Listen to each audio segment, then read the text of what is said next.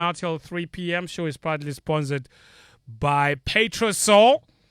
And we've got quite a lot for you today on the show in the next 2 hours, of course, talking lots of things Black Stars. And the Ghana Football Association has finally issued an apology, of course, to the Ghanaian people. But was it too little, too late? Andre Ayew also followed up with an apology on the same day.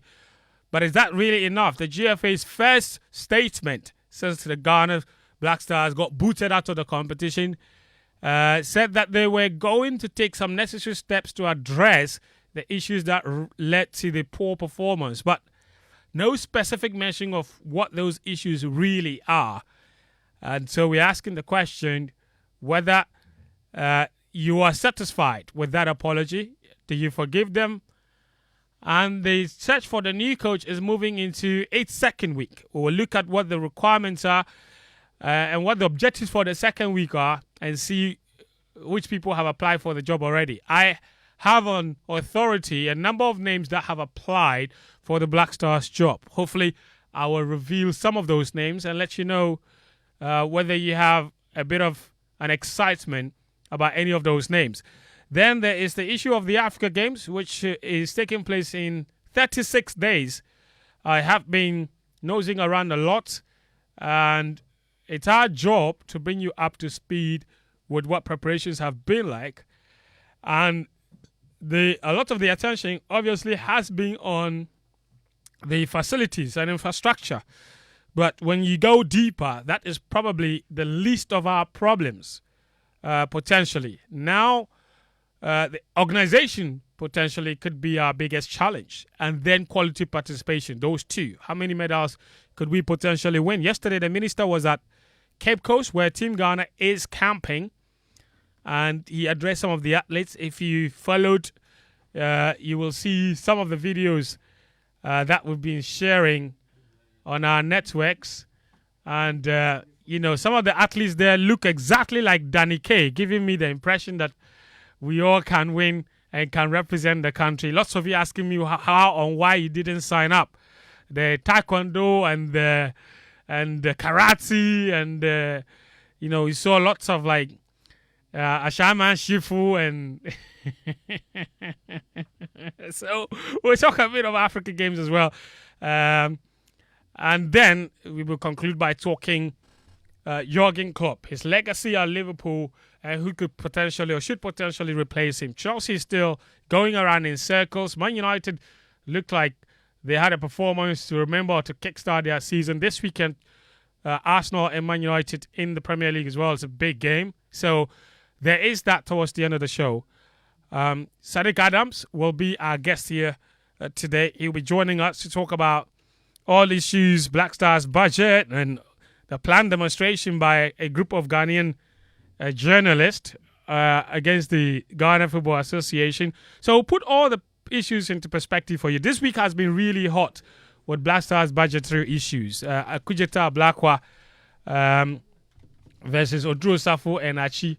It almost looks like lots of them are not happy with his revelation on the Black Stars budget. 8.5 million is how much the Ghana Football Association and Ministry of Youth and Sports had planned to spend at this AFCON. It's raised eyebrows, mostly because they have been very stubborn in making that public. They refused to disclose the Black Stars budget before the tournament, despite consistent questions from the media. It took a Blackwell to leak that. Why should that be the case? And then after the Honorable Okujeta Blakwa revealed how much we had intended to spend, and even more worrying, how much had already been paid to them, now we have questions about how much was actually spent. And these are necessary questions because the Black Stars wanted to go to South Africa for pre-tournament camp simply because we don't have infrastructure. So we have all this money to give the national team. Why aren't we using that to develop infrastructure that could go to benefit youth national teams, build technical centers, and ultimately stop the team from consistently using hotels and going abroad for camping? So the money is there. Why aren't we using it and investing it where we could save a lot of money going into the future? So there are necessary questions. This is not one of those things where people like to trivialize the matters and say, okay, now because it became obvious, there are NDC people, you have a history of always sending and approving of bloated budgets. And it's NDC, it's MPP. You are going to spend 8.5 million. Why must we always go the partisan lines when it comes to these issues? Nobody wants to tackle the actual issue. So after Akujita Ablakwa's revelation, obviously the first person to respond was Nano Drusafo, who is a Ghana Football Association Executive Council member. And he urged Akujita Ablakwa to stop engaging in what he called cheap political commentary and focus on enacting laws. Until nobody goes into AFCON for prize money, you participate to win lorries. You win it 4 times, you win it 8 times, you win it 7 times. That is a priority. On concentrating, you won't share young pass bills and young corner small cheap politics on football. So you can't government why you the Australia's budgets for AFCON, NDC. That's a Drusafo, obviously. Ablakwa said that the budget wasn't approved even before the Ministry of Finance started to pay the money. You cannot go and engage in public expenditure without parliamentary approval. The law is very clear. You must submit these budgets to Parliament and get an approval before you go and spend. I mean, it doesn't happen anywhere. We kept insisting that bring your budget. They refused. Then your colleagues in the media, particularly the sports journalists, time without number, kept pushing them. Where is the budget? We want to know. They will not disclose. All right, so that's that. He also says that the moment Parliament resumes sitting on Tuesday, they will file a motion. He will file a motion to have the sports minister investigated. The level of financial recklessness. That is why I insist that there ought to be a full-scale parliamentary probe. And when the House resumes, we are going to file a motion for a full-scale parliamentary inquiry. And all those ministers and public officials, including those at the FA, who think that they should rather insult me instead of accounting to the Ghanaian people on the thought processes that went into coming up with this budget and why they will, at this time of unprecedented economic crisis, come up with this staggering amount of $8.5 million. They should know that all of them will be made to account and there will be sanctions. It is just a matter of time. That's the Honorable Okudzeto Ablakwa, Member of Parliament for North Tongue.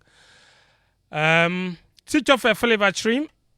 Daniel Koranteng are in here with me. Gary Al Smith, Sadiq Adams will be joining me shortly, as well as Muftawu, Nabila, Abdullah.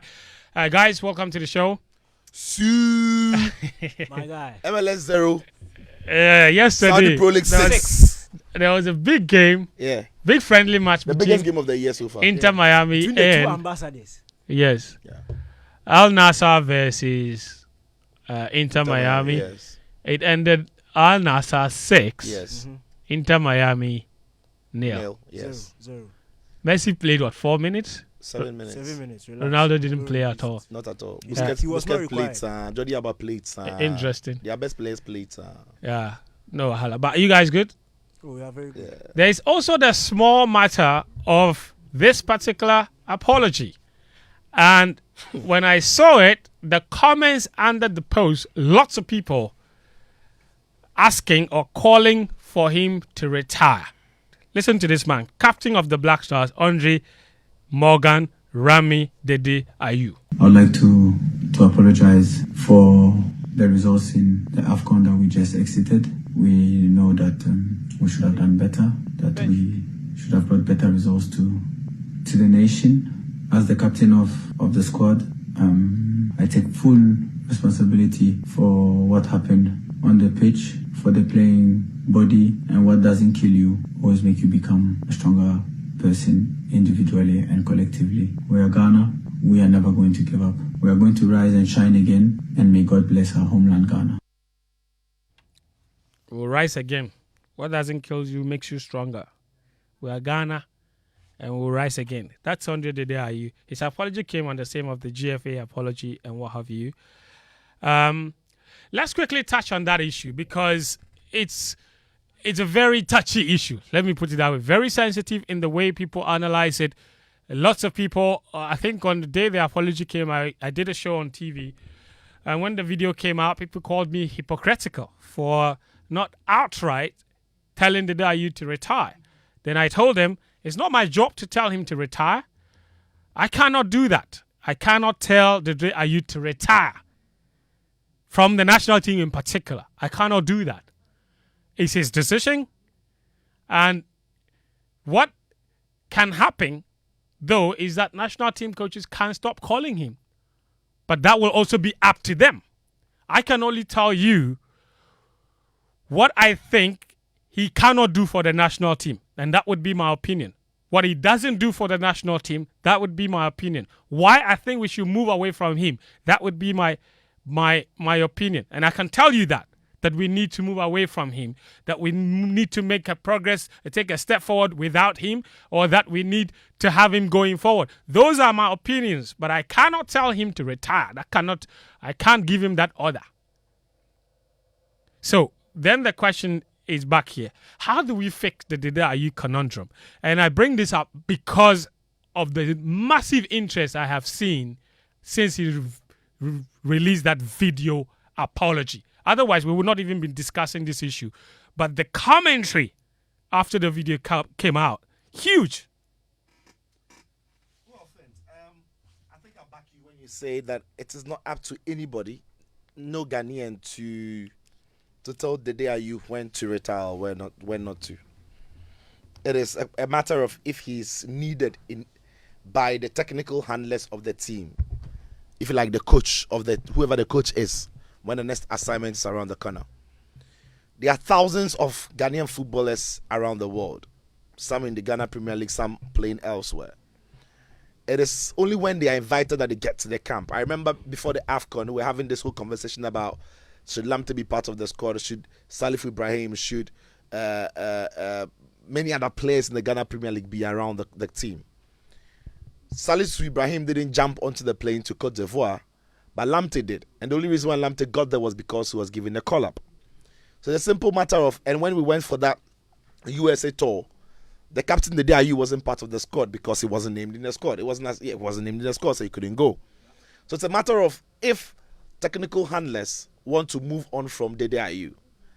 But why would they want to move on from him if he's still delivering at a competitive level? I think what makes this issue even worse for the captain is that throughout the AFCON, he wasn't playing any active football. He had only played about 36 minutes of top flight football. So it was so easy for people to ask the questions about why he was included. And on the back of the poor performances that we saw, with the storylines along some of the substitutions we saw with Dede coming into the game together with two other players in the game against Cabo Verde, which took the steam away from our game. And also when he came on 45 minutes after we were leading against Mozambique, which we didn't see enough of him in attack. It's actually giving a lot of fire to the whole commentary around the Ayew's retirement or otherwise. But the bottom line is simple. It comes down to the player himself. If the Ayew says that I don't want to play the Black Stars anymore, I think I've given enough to the country, which he has. So I'm calling it a quit. That is fine. Should he? Should he? No, he shouldn't. He shouldn't? No. He shouldn't retire from the national team? The Black Stars is a free money-making machine. Why would any reasonable player retire from the Black Stars? But I have a question. Do you think that the Ayew continuously needs this Black Stars money? Yes, I think he does. Everybody needs money. That's fair enough. It's free money. You've not kicked the ball, you're giving 20,000. You can lose games and draw games by heart and scrape through your group and earn 30,000. It is free money. That's right. Nobody can convince me the players don't. Otherwise, they should tell us when they play, they don't need the money, so the GF should use for charity work. They take it. They take the money. Well, should they play for free? No. Do they need the money? You just said they all need the money. They all need it. That's what I'm saying. Yes. But I'm saying that why shouldn't they take it if they need it? That's my point. No, but it's beside the issue, really. Yes. So what I'm saying is, no, no reasonable player has to retire from the Black Stars if you're eligible to play. That's fair. One, it's through the Black Stars, it enhances your profile. You can win. You're going to tournaments. Every player dreams of playing the tournament. You're making free money for no work done, if you like, at times. So you don't have to retire. It's not a must. But the point is his presence and aura around the team in 2024 helpful? Only the technical team can answer that. But the key thing is, he's Ghanaian, he's an international. If he plays well in his club and he is performing, then nobody has any reason whatsoever to question why he's included. Has he been performing proud to the AFCON? No. Should he have been at the AFCON? Maybe not.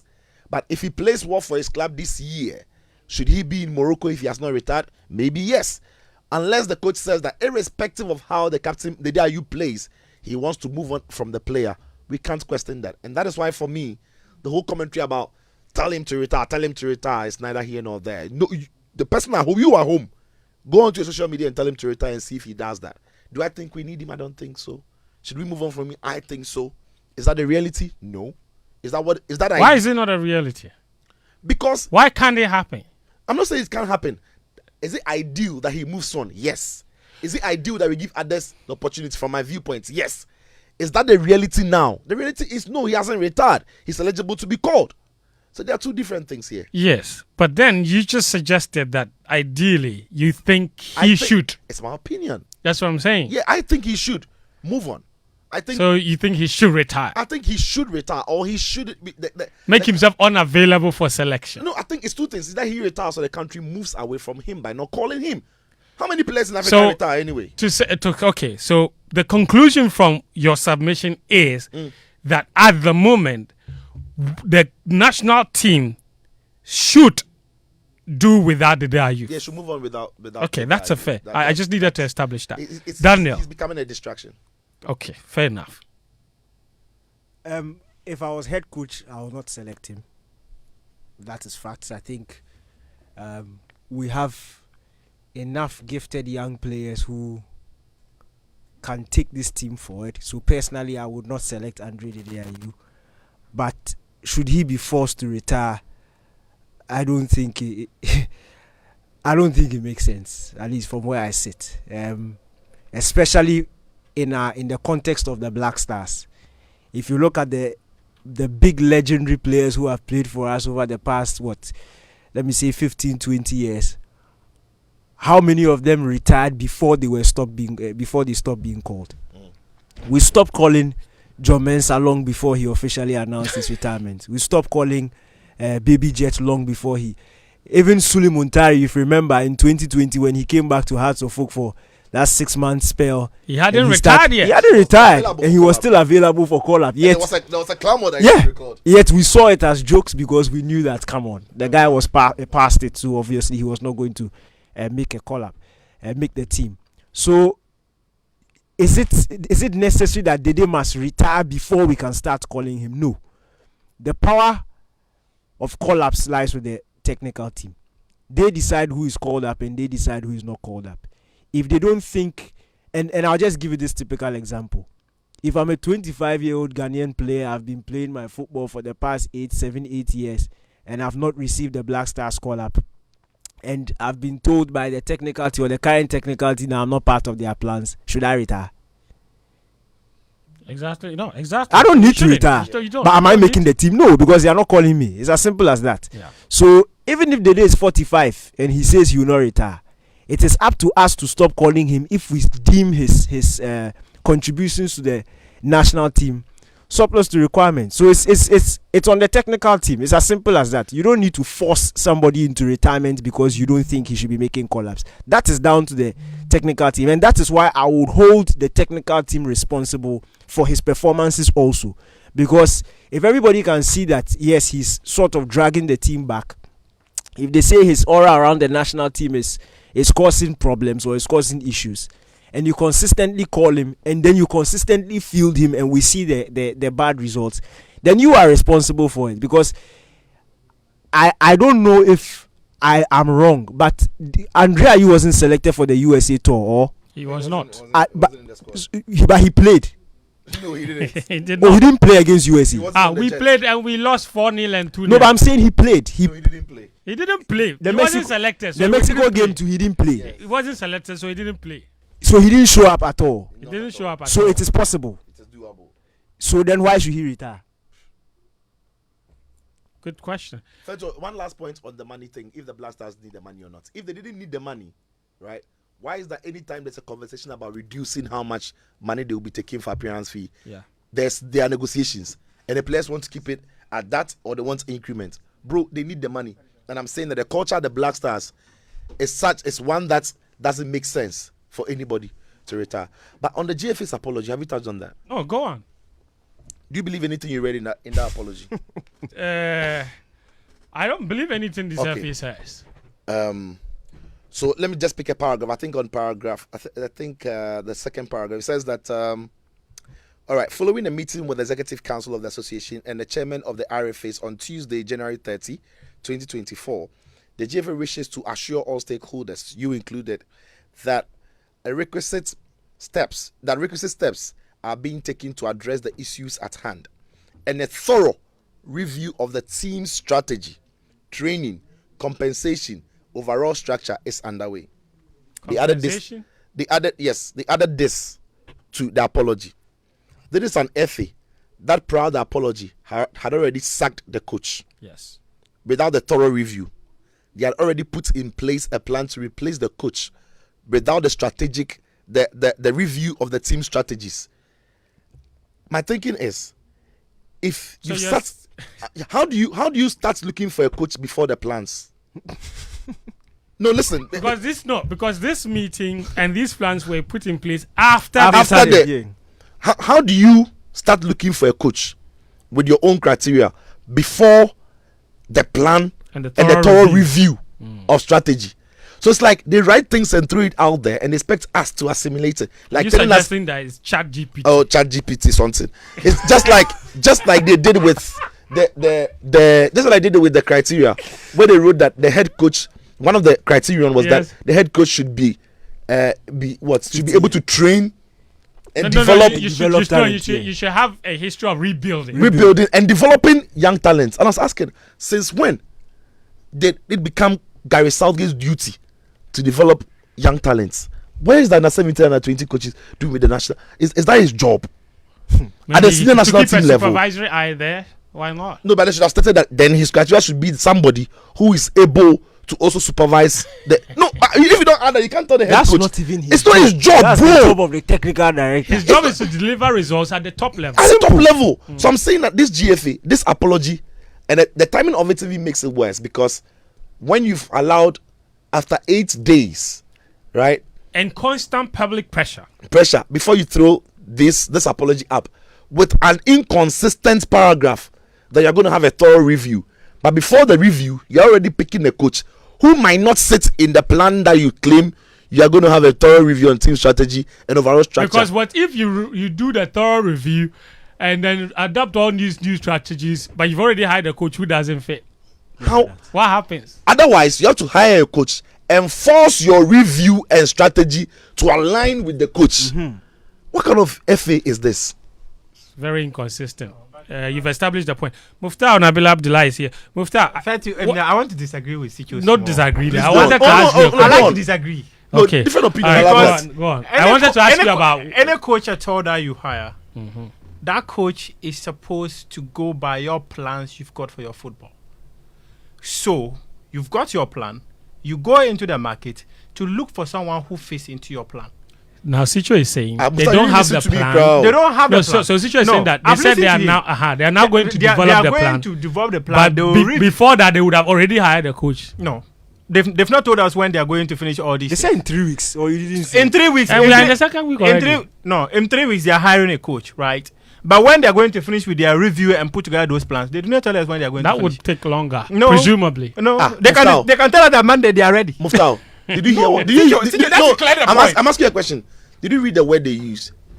A thorough review. A thorough review, yes. Hang on. A thorough review. Yes. And that communication came in this week. Are you aware if the technical team has submitted their technical reports or not? Randy No. Abe said they don't need one. Did you listen to him on Good Morning Ghana? No. He said they do not need a technical report from this technical team.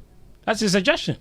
That is his opinion. His opinion does not represent the entire executive council. Fair enough. But he said it, and is giving us an idea of where his mind is and what his position would be. And I'm also privileged to be in a position where the technical team members have actually put together their report. They are working on it as well. It is ready to be submitted or not. So Randy, they are working on it or they submitted it. They are two different things. It's neither here nor there. No, you say they are working on it or they've submitted it.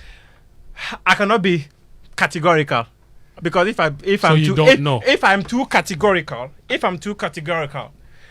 you know what that means. So I'm not going. No, you're not revealing your source. No. But if they have submitted what I'm just saying is that as of a week ago, it wasn't ready. Yes. But it was in the process of being ready. Okay. Yes. So you don't have an update as to whether that was finalized and sent. Like I said, if the FA asks for the copy, that copy will be made available. Fair enough. But where are we with? I want to ask. No, before you go, so let's move it on. I want to ask something. I just want the week one. What are they supposed to do with the coaches week one? They're supposed to put the criteria together. No, the criteria was already out. No, not that. Like finalize their own. Let me give you the timelines. Okay? Just want something on that. Let's see. Just a second. Yeah. These are the timelines they gave themselves to get the coach ready. Week 1 was to search for the search committee to commence work. Then criteria and scorecard validation. Okay, so that one should be done by now. That is done because we are past week 1. Right. They are in week 2. This is where the search committee finalizes their work and then report to the ESCO. The ESCO then reviews the report they've made and make recommendation to the Ministry of Youth and Sports. The week ends today. The working week ends today. So they should then official announcement of head coach of the. Okay, no, that's week 3. Sorry, week 2 is. I beg your pardon. Forgive me. Week 2 is score and shortlist candidates plus interviews. No, it does. So week 2. So that means we are in week 2. Yes, please. And those who are interested in the coaching job are supposed to submit their applications by 11:59 p.m. today. And then they're supposed to score and shortlist them. So they will score and shortlist them, and then maybe they'll from conduct next interviews. Week. And maybe from next week. They'll just shortlist like 3 or 4 or 5 people. They don't need many. So conducting the interviews, it needs just a day. 2017, it took them 2 hours to interview 3 coaches for the Black Stars coaching job. That's why we are where we are. Don't be proud about that. That's why we are where we are. No. So the Black Stars coaching job, how many hours do you intend to 3 coaches in 2 hours. Fent, listen to this. Listen to this. If yes, you are supposed to shortlist candidates and interview in week 2, we are in week 2. We are in week 2. The week is ending. Yes. The apology came this week. Yes. On that Tuesday. they are doing a thorough review, blah blah, going to put together. You are telling me that as at last week, when they were doing the scorecard, when they were doing the the technical report was being prepared. The such points make sense. No, but Danny, do you also recall that after releasing this statement, the FA followed up with another statement that says that they have up till Friday, February 2, for coaches who are interested in the job to apply. That's besides what we are talking about. Yes, but that also suggests that the initial position of the GFA, which was week 1, we want to do ABC, and week 2 we have to shortlist the coaches. It doesn't. You're saying they reviewed it. No, how do you? It's probably reviewed. No, it's not. It doesn't hold them up. Okay. It's not about the shout. I beg your pardon. February 2, 11:59 p.m. We are going around in circles. Let me straighten this conversation. Where are we with the coaching session? Any updates? No. So you don't know if anybody. Today's the deadline. Do you know if anyone who has applied? I'm aware people. Because you were the one who first broke the story of Jürgen Kohler, and you went on Wikipedia to edit and make him blast out. I don't have. Muftawu didn't do that. I don't have access. It was just a joke. In fact, but you broke that story. Yeah, I'm not a technical person to actually tell. Is he the only one you know who has applied? Oh, I've heard many names out there, but the only name that I can speak to with all certainty is Jürgen Kohler, where I was made to understand that a member of the search committee spoke to him about the Black Stars coaching job. Is that headhunting or him applying? Having spoken to him, he submitted an application. So sometimes some of these things, you just need to tell the person, Fentuo, there's a vacancy here, bring your application letter. That's all. That sounds more like headhunting rather than... But he's not qualified. So, Muftawu too. Somebody from the search committee placed the call. Yes. Did that person read the criteria that was given to him for the search because he doesn't fit. He doesn't fit at wait, all. wait, okay, question. Someone No. within the search committee, Muftawu. and the person doesn't know the criteria. But if you No, need you're the not- Does he qualify? Guys, quiet. The I'm way asking you- a critical question here. Quiet, please. No. No, Don't laugh. I know. I'm Matter. coming to We you. have to be Just serious. quiet. Charlie. All right, quiet. You are saying Yes. that Jürgen Kohler, in your opinion, No, not in my opinion. Factual. per the criteria Yes. Does submitted not by qualify. the GFA, He doesn't qualify. How? Let's go He has through. not won anything. So the there's criteria no says proven record the of winning. first criteria, the first point was for a winner. For us to get a winner at the men's game. Listen, So he must doesn't hold have- the highest foot. Where is it? The first Head point. coach should be proven winner in top men's national team or club football. His last job at the elite level was in 2006 in the Bundesliga. Since then, he has not coached any team elite team. at an elite level. How does not someone one. in a search- He's been coaching teams from the 6th tier, 5th tier, 3rd tier of German football. He does not qualify. Simple. How does What are somebody we from the talking search about? committee, Danny, somebody from the search committee, read the first point to the criteria, pick a phone call and call the man who doesn't fit the first points?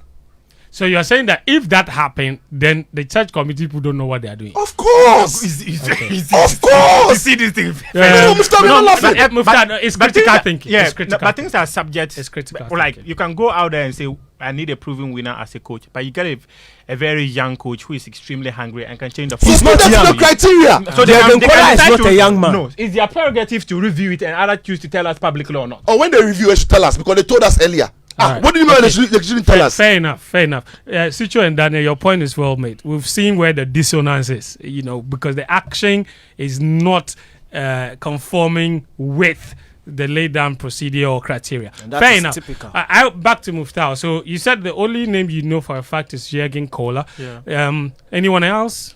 Nobody else. No, the, Okay. the other names I've seen are media reports that no source has given Okay, to. I me, so can confirm that Maxwell Kunedu has also put in his application for the job. He doesn't qualify. What do you mean he doesn't qualify? He Does has he no. does he have pro license? The highest license in The highest license. He didn't specify which region. He said the highest. Yes, No, but it's I'm serious. Let's not joke. The FA keeps writing. Hold on. No, I Muftawu, hold on. go back Muftawu, to the hold on. Okay, highest- let's not do this. Muftawu, hold on. One person at a time. Yes, hold so on. when one person is talking, let them finish. The I beg you GFA people. keeps writing English, and we don't interrogate the things they write. How does Maxwell Kunedu even look at that criteria and apply? Okay, let's go by it. First point: proven winner in men's top football. He's a league winner with Kotoko. He's a league winner with Kotoko. He won He won Wafu, He won Wafu. but he doesn't have the highest coaching license. in the world. In the He must world. hold It's the the pro highest license. football license in the world doesn't with 15 qualify. years of football experience Okay, in you the know world. what? You know what? I will have to ask Maxwell Kunedu if he has a pro license. Boss, Until then, Boss, hold on. boss, Until- but I'm you know saying- why are you doing this to I yourself? said until then, we can move it on. Okay. So the 15 years he qualifies. Proving men's winner, he qualifies. The pro license to highest qualification in the coaching. His coaching is pro license. I'll ask him. I'm sure Maxwell has done the pro license or taking online classes. Which other name do you have? Either way. Look, I want to show you that but criteria. sometimes, The coaches that could qualify, they are like Like 6 they are like bro. I'm telling you, You're saying we've It oversold is- ourselves. It is bogus, Okay, fair enough. not realistic. Muftawu, let's go to another conversation, and this is extremely important. The GFA, the Ministry of Youth and Sports, they are under fire for the revelation of the budgetary figures that they presented to the Ministry of Finance ahead of the tournament. Obviously, we are all educated and everybody understands that a budget is not the same as expenditure or money expended.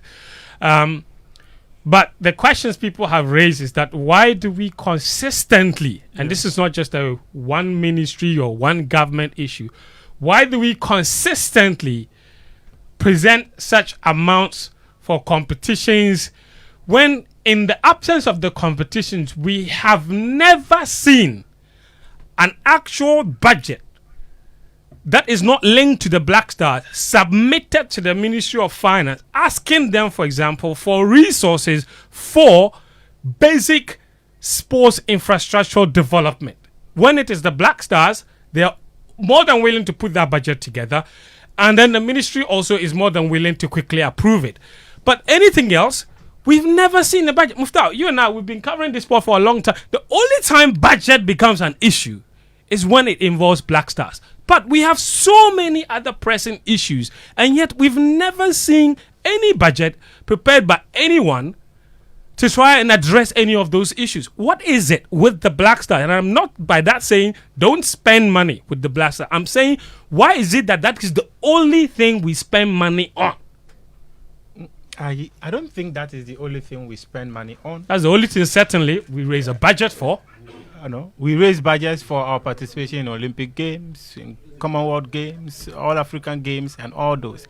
It's just that those budgets are not as humongous as the one we have when it comes to the Black Stars. But every other competition we go to, definitely we need money to be able to go and compete.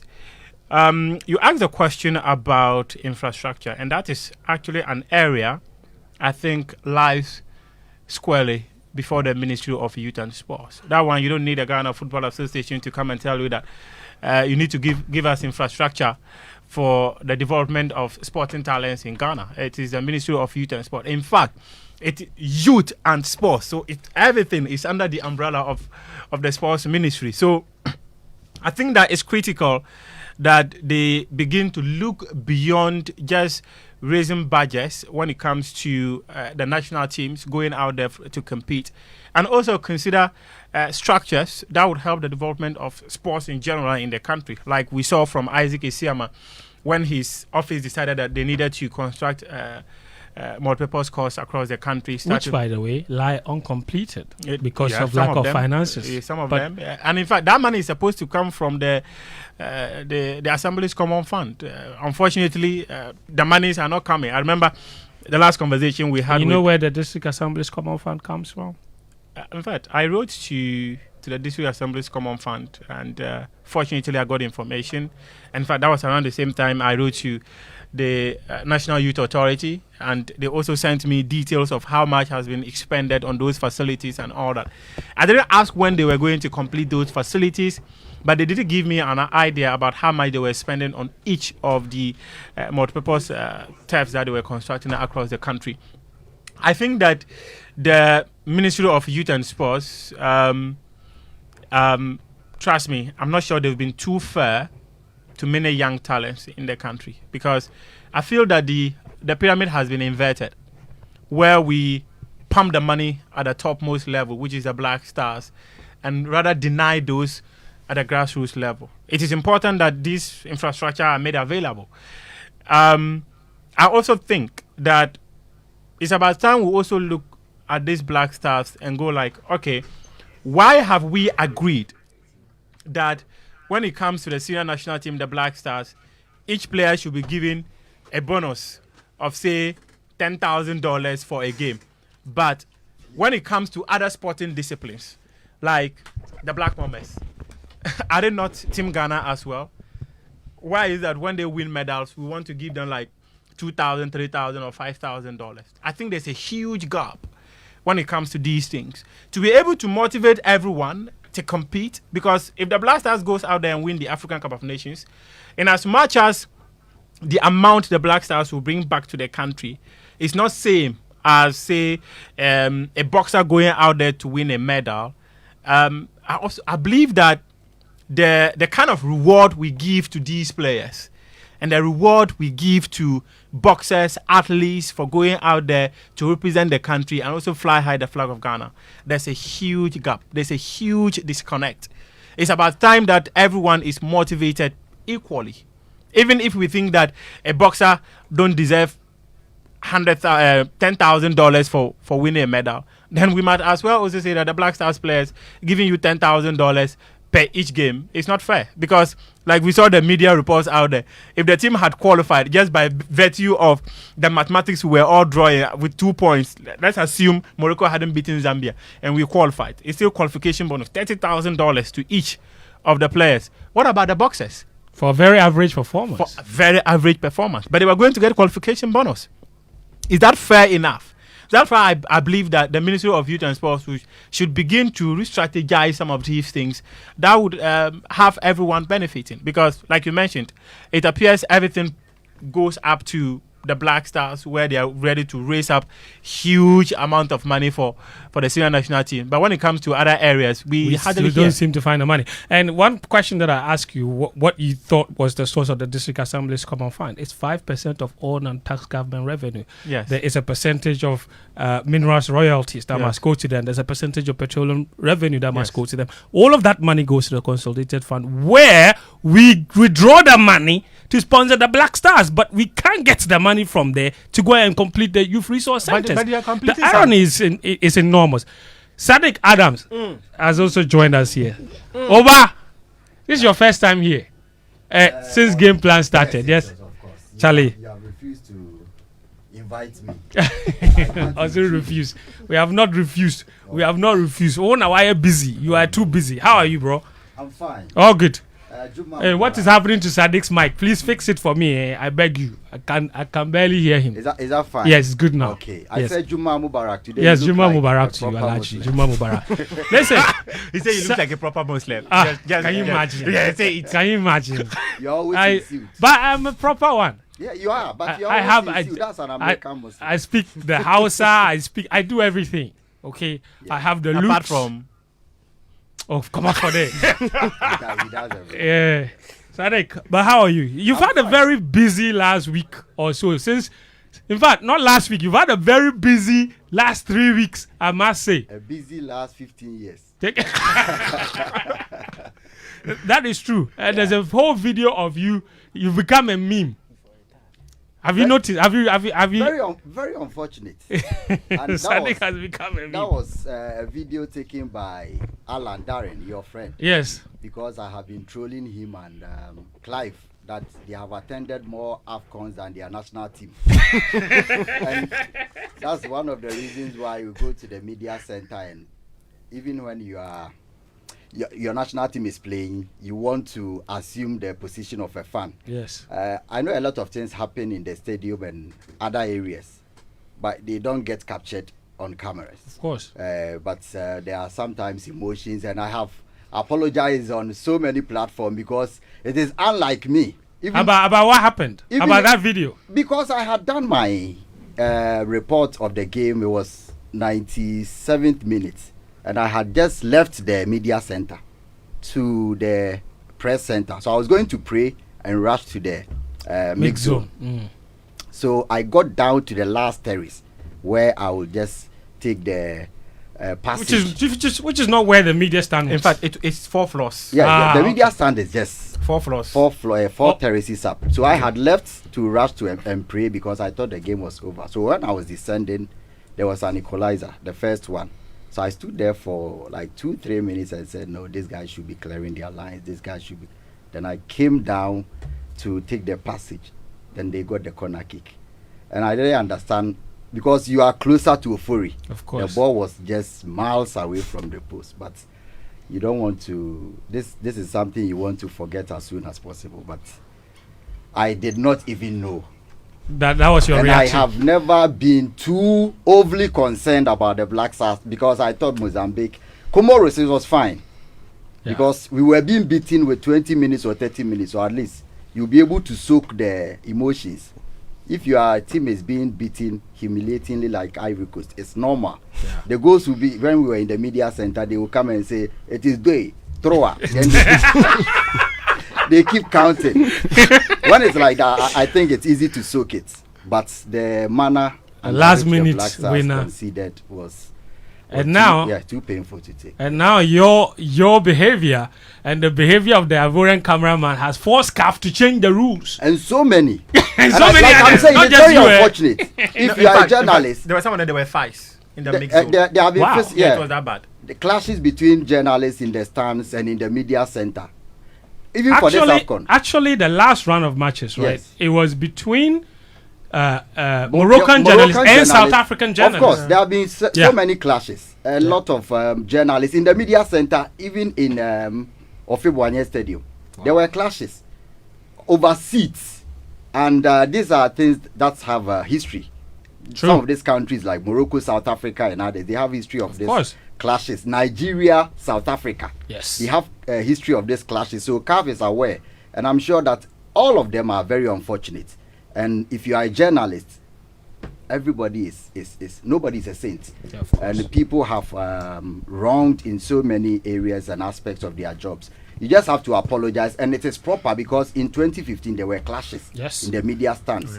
Emotions are always high, but it's high time that CAF has come out with these regulations, and people will be well managed.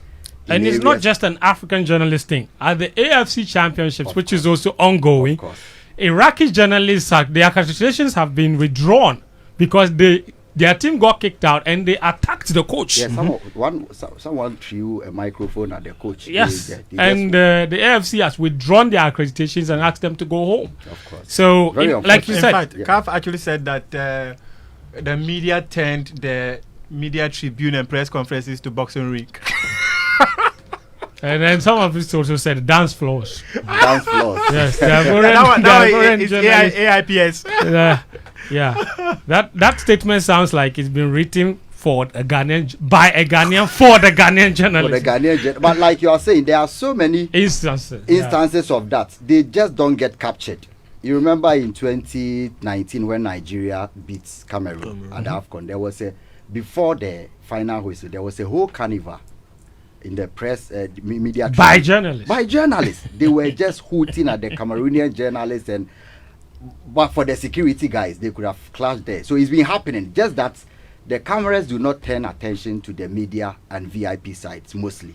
So these are videos taken by colleagues, of course. But a lot of things happen, and it is better for the associations and especially AIPS to come out with some of these modalities to guide conduct. Is only proper. It's essential. Sadiq, let me stay with you since you just got in here. We are on the subject of the Black Stars budget, and this is an issue that has been, it's a revolving issue. It never goes away. Every competition, it happens. This one in particular is very unique because, and you see, it's worthy of reminding listeners that this is not just a one government issue. I remember famously 2015 when media men asked about the budget from Honorable Muhammad Ayarga. He said, and I'm quoting him, ask better questions and let's talk about better things and not this issue of Black Stars budget. Okay, nobody wants to disclose the budget, and there are reasons for that. Yeah. 2 days before the AFCON, I spoke to the communications director for the ministry, and he told me we should be focusing on very important things surrounding the Black Stars, because the budget discussions will only disrupt the team's preparation, and also it was work in progress. So demanding accountability disrupts the team? I'm not sure they think that demanding the budget is demanding accountability for the general populace. They believe that it's for a few group of people, and you don't have the right to know how much has been budgeted for the national team. I think, and I believe also that the budget discussions will be shelved going forward. I'm sure it will become a classified document if they had the possibility of doing that. And like you are saying, it's become revolving because we have not been able to clamp down the manner in which the budget is done. There have been several committee reports. You remember the 2021 AFCON, there was a committee set by Parliament, and they were very clear that henceforth, the Ministry of Youth and Sport should never collaborate with the GFA in the preparation of the budget. You are well aware, you've been following a lot of the federations. There is an LI 1988, setting out how budget for the federations should be prepared. There is also the Sports Act 2016, Act 934, being clear on how the budget for all sporting federations, associations, and even schools should be prepared. Under no circumstance, and I repeat, the minister is aware, should the Ministry of Youth and Sports take budget from the GFA and approve and send it to the Finance Ministry. It should be properly interrogated. In fact, the budget should be prepared by the NSA together with the Sporting Federation. That is what So the NSA's role has been sidelined in all of this. They are completely out of it. Jamefe Committee was clear on that. The 2021 Parliamentary Committee has been clear on that. The laws have been bypassed. we are not adhering to the particular laws that sets out. So all the federations align with this. Except GFA. Except the GFA. Because they are all fans. So the best thing to do is to go to their guardians first before they are taken to the ministry. The ministry's role is never to approve budget. So there should be a deep-seated connivance. Rationally, why will you not adhere to your own laws? Why would you be willing to break the law if To you don't approve have the budget? personal benefits? Exactly. So people will speculate. And the assumption has been buttressed by committee reports, silent conspiracy theory. Nobody should know. Bring it and we will approve. Sometimes we will even bloat it and so go to the finance ministry, because if there are laws and we are not ready to adhere to these laws, journalists may not or may fight but may not be successful, because even the laws of the land have been broken. Why is the Ministry of Youth and Sports, not this particular minister and not the previous minister? This has been consistent. Yeah.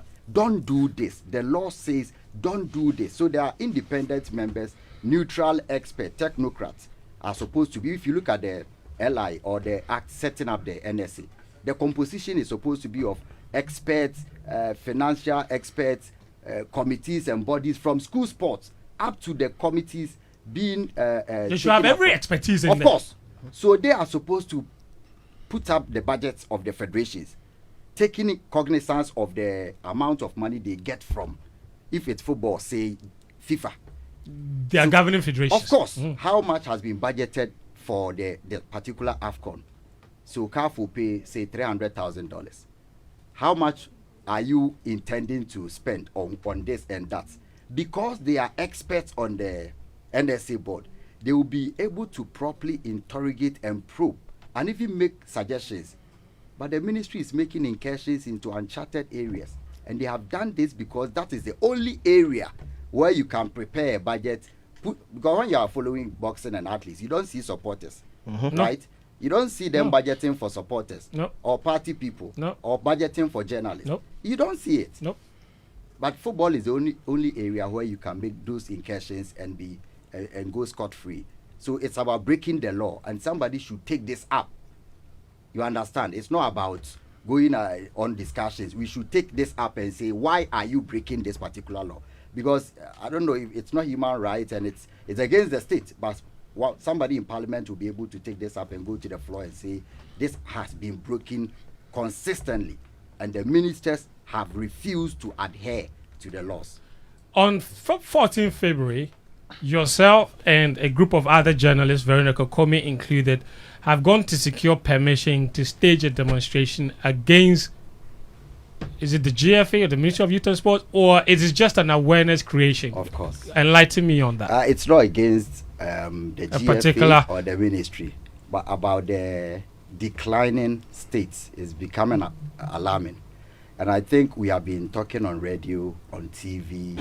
That's our role primarily, but we are citizens first and foremost, and the Constitution allows for freedom of assembly when you find interest, and it is entrenched when you see people advocating or walking on the street with permits that there are stray dogs in town too much, and you think it is of interest to you, you can join them.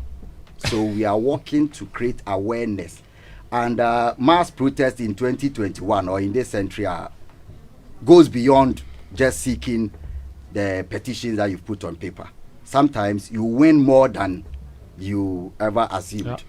You are going on demonstration, and if you have 10 or 20 people, depending on their conduct and how they go about their activities, somebody somewhere will say, people are so much interested in football. I didn't know. I thought it was only the sports journalists. See police people, see bankers, see market women. I think it's an area that we can invest. Absolutely. So you went beyond that, but we want to create the awareness and to petition the respective quarters, bodies running the sports, particularly football. That time has come for us, because it is also timeous because of the situation now, to get the attention of the president, get the attention of the sports minister, who has attention already. Exactly, that's what I was going to say. It's not that they are not aware already, but they just don't care. I think that some of them believe it's only a few sports journalists who are making noise on radio, and they say it publicly to some of us. Yeah, that you are ranting. That's it. Even when you talk about budget or lack of They performance. say we are backing like mad dogs. Of course, you are backing like mad dogs. And so it's not a witch hunt. It's not something to go for the head of anybody. I am not interested in any position in the FA, neither the ministry or government or anywhere. I don't know for the others who are joining, but I find I can tell you that I don't want any position at the GFA. Exactly. I enjoyed it. Yeah, but to be very honest, the rates at which the national teams and especially football is declining requires an extraordinary circumstance. Talking has become normal and routine, and we think that's why you've invited me here, because if I was talking on my radio, you wouldn't have called me. There may be. No, I've said you've been talking, so I've never invited me. Now you want to go and do demonstration. I have to bring you. So it is special. Yes. Somebody may be listening today who has powers or influence in the corridors of power, and will say, yes, something is coming up. So that's it. I don't think we have any special interest, but to inform the requisite quarters that there is a decline, an alarming rate of our football, and if we are not careful, I saw your graph. People have been talking about science of football. You brought in the mathematics, the graph. Yes. Now we have descended at the level that we are. If it's mining, we are almost getting to the abyss of it. We are getting to in mathematics terms, when the graph is there down there, what is that? It's like a dead person's heart rate. Of course. So we are in the intensive care. Yes. On the graph. Yes. We will definitely descend to did not qualify. Then we will come to struggling to win the prelims. Yes. And it is possible because the graphs, the statistics don't lie. We have said this before, Sadiq, and on this very program, that we take a lot of things for granted. We took going to the semi-finals for granted. Of course. Then it came to a time where we were taking qualification itself for granted. Then we went 2 consecutive tournaments. We got out in the group stages. And listen, it was a given that Ghana always qualify for the tournament at least with the game to spare. Yeah. What happened in the last qualifiers? On the last day. And on even that one, it wasn't just in the last 10 minutes. Thank you. Before the last 10 minutes, we were not qualifying for the Africa Cup of Nations. That is how serious the situation has become. We'll take a very short break. When we come back, Sadiq is still here. We'll lay down the issues in our football. He mentioned some of them. The budgetary issues are there. The development issues are there. And there's quite a lot of them. What are the issues we want people to be aware of? Gary Al-Smith has also joined us. He will also be sharing his opinion on this. Sicho is here. Daniel is here. And, of course, Muftawu Nabila Abdullah is here as well. You're listening to Game Plan on 99.7 Joe FM, proudly sponsored by Petrosol. Good quality fuel enhances your vehicle performance and reduces maintenance costs. So take no risk in times like this. All you need is value for your money. Look no further. Drive to the next Petrosol fuel station for your clean, accurate quantity fuel suitable for new technology vehicles. Be a happy customer. Your clean fuel is here with Petrosol. Get it in full quantity. Petrosol, always a delightful experience. Also by DSTV. And DSTV is here. Catch all the action on the Africa Cup of Nations on HD on DSTV beginning from the 13th of January. Now we are in the quarterfinal stage with 2 games later tonight at 5 p.m. Nigeria in action against Angola. There's a game at 7 p.m. as well. All of that to come later today live on DSTV. Be assured of world-class studio analysis from our excellent pundits from across the continent. If you're on the move, don't worry. You can catch all the games also on DSTV Stream. You can download it from the Google or Apple store now and watch all the action. Remember, it's your African moment. You can reconnect or stay connected on star 759 hash to enjoy the games. DSTV, it's your moment. And let me tell you about this. If you have a fear of speaking in public or freeze when you have to speak in front of an audience, then join Lady Sam's public speaking class on the 3rd of February 2024 from 8 a.m. to 1 p.m. That's tomorrow. Let us help build your confidence. You can call them on 0501 518 477 for more information. 0501 518 477. Book your spaces now. I know Daniel Koranteng has benefited from that. I remember the first day they put him on Sports Panorama, your man was shaking. Right now, look at him talking with big confidence. Anyway, we'll be right back. Do stay with us.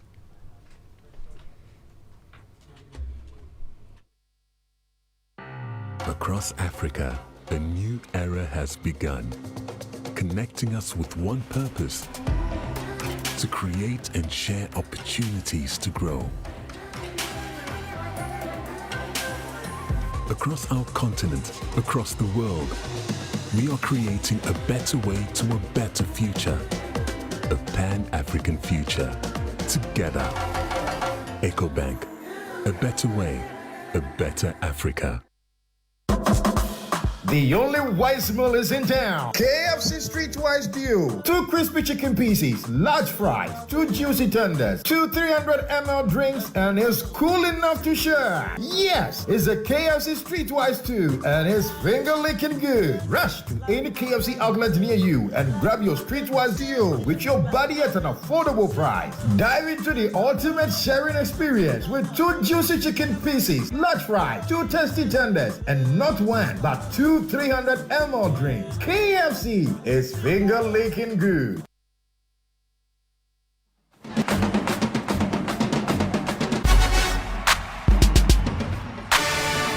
Welcome back. This is 99.7 Joy FM and 103.9 Hits FM. The show is Game Plan. We are on from now till 3 p.m. talking sports, and we're on the subject of Black Stars, Ghana sports in general, and the overall decadence that's now afflicted the industry. My guest today, Sichofe Philip Ashim, Daniel Koranteng, Sadiq Adams, Sports Obama, is our special guest today. Gary L. Smith is on the line on Zoom. Gary, how are you? Are you okay? Fine, thank you, friends. All good, huh? Are you joining the demonstration? Are you joining the demo? I mean, as for us, we are Democrats, so wherever the party day, we start clean. You know what I'm saying? That's right. Thank you for joining us, Gary, as well. We have to be there as part of our job. We have to be there as Ghanaians. You know, some of these moments are moments in history. You understand? They are historic moments. So you want to be there to observe, and they are moments that are potential events, things that you can say later in life. Where were you when, when they ask you, where were you when, you say, well, I was there, So, yeah, God willing, if we have life, yeah, definitely we'll be there. Yeah, I was there, some. That's fun.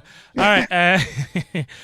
Listen, I'll bring you in, Gary, very shortly. But on the issue of the overall decadence in our football and how we can rescue it, Sadiq has been talking about the need to go beyond the talking and take action on the streets, obviously, because with regard to the talking, I don't think anybody, and I made this point on social media a few days ago, that I don't think there is any branch of journalism or branch of group of journalists in this country that has done more brave advocacy, more courageous advocacy than the sports journalists. And in fact, I repeat that if all other aspects of journalism or the other groups of journalists in Ghana, like the business journalists, were as tough and as critical as this, with the with the finance ministry and the Bank of Ghana as we are of the GFA and the Ministry of Youth and Sports, I think we'll be better off if the political journalists were as critical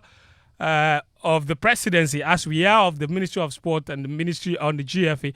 I think we'll be better off. So quite frankly, and this is not me praising ourselves, but I think in this country, if you're looking for a group of journalists that are brave, that are courageous, that are bold, and have put life on the line for the cause of the job, for the benefit of the job, it is sports journalists. Do we have some unscrupulous ones? Of course, every industry has some. But overall, the sports journalists in this country have done an enormous job over the years compared to all the others in the other industry. And I dare all the others in the other industry to come after me. I said it. Look, friends, our senior, Michael Otieje, has been saying this for dogs years. You know, the way we, or sports journalists, have gone after, and from the one newspaper days, from the days when it was only graphic sports, when it was then Graphic Sports and then Africa Sports. Then it became Graphic Sports, Africa Sports, Weekend Sports to, the proliferation where we have at the likes of 90 Minutes, All Sports, all these other papers, Ghana Sports, and then we started having the GBC radio days, plus the GBC, plus the Joy FM days as the first English one. Then we came to the proliferation of particularly the local language. Of course, there have been excesses, but putting the ministries of sport over the years, the Ghana Football Association, and things into account, I honestly don't think that what you are saying is far-fetched. Now, to the substance of the issue, what Sadiq was saying, I mean, I've been tuned in from the beginning of the show, Fent, and I actually like where the show started from. The trajectory of the AFCON, of Andre Ayew and his utility to the team, I think is the correct expression, right, Fent? His utility to the team, whether he should be retired or it is the coaches who know their job, and so if Andre is not on form, then he should not be called to the team and deny places to players who are doing better on form. It all crystallizes perfectly into where we are, Fent. And I think that if Sadiq and his crew, I don't know if they have a name for themselves yet. Karim, you're standing in front of the camera. Yes, thank you. Gary, go on. I don't know whether Sadiq and the group have a name for the group they have convened yet. So I just say Sadiq and Co. But right now, look, we have gone beyond the talking. And we all have friends in the high places of the sports ministry. All of us here seated can pick a phone and call at least the top 3 people at the sports ministry, and they will answer because they respect us. Pick a phone and call at least the top 3 people at the GFA. At least one of them will call and respect us. We have that relationship. Ideally, they will not like the fact that we have decided, or sports journalists have decided to go on demonstration. But right now, Fent, the problem is probleming. The problem is probleming, and the situation is situationing. Because you see, I've written not more than twice, or not less than twice on Twitter that even for us as sports journalists, and I'll be selfish here, Fent, when the sports teams of the country go down, whether it's football, whether it's hockey, assuming any of the teams that is sponsored by the Ministry of Sports attends a tournament abroad, right? And sports journalists need to go. If the teams don't qualify, a sports journalist usually cannot go. Why? Because your media house will say that, but what are you going to do there when Ghana is not there? It is only on rare occasions that your media house will say that, Ghana is not there, but you take money and go and cover. Because most of the time, the audience will not even be interested. You see, true. That was the situation in the 2018 World Cup, where we had only 2 Ghanaian journalists, because many media houses will not take, they know that the World Cup is a big deal. But what is the direct news value they are getting for their media houses? And so for us, this is also a selfish enterprise. Friends, you understand? Beyond the national interest, absolutely, it is also a selfish enterprise, because the more the Black Stars sink, the more the Meteors sink, more the Satellites sink, the Queens sink, and the Boxers sink. In the last few years, Joy Sports has been blessed with the opportunities to attend a lot of boxing bouts. Nathaniel Ato has been going for some, one has Mensa under here, but all because Ghanaian boxers were there, from Dogbe to Komi, to what's the other guy's name? Oh, this guy. The other boxer that we had. Dogbe, Komi. But the people at the top, brother, I've forgotten the name of the other guy. He has stopped fighting recently. But first, that's the point I'm making. So you see, when people are listening to us, it is not that we don't have anything better to do. And secondly, for me, after the AFCON, I think this is the first time, maybe I'm having, what's the name of that thing Cicho says? Recency bias, right? Maybe Yes. this is the first time, or recency bias is making me say that this is the first time in a long time that we have seen public clamor for a demonstration against the GFA and the sports ministry. I do not think I have seen a concerted public clamor like I have heard in the past 2 weeks before. And I think, guess what? This is my theory. Because there was a demonstration in October, you see, even though a lot of ordinary people didn't attend that demonstration, I was there from the beginning to the end. The people who went on the demonstration were those whose interest it served. Let's be frank. You understand? However, I think that because people saw and have seen that it was possible, because the likes of multimedia gave it full coverage, people have realized that, this thing they bet to me, we can do it. I don't know the error version. Sicho and Mr. Tamakloe, help me. I don't know how they say it in error. What? You understand? It is possible. How do you say it? It is possible. It is doable. Well, how do you say it is possible in Neve? He says, Yes.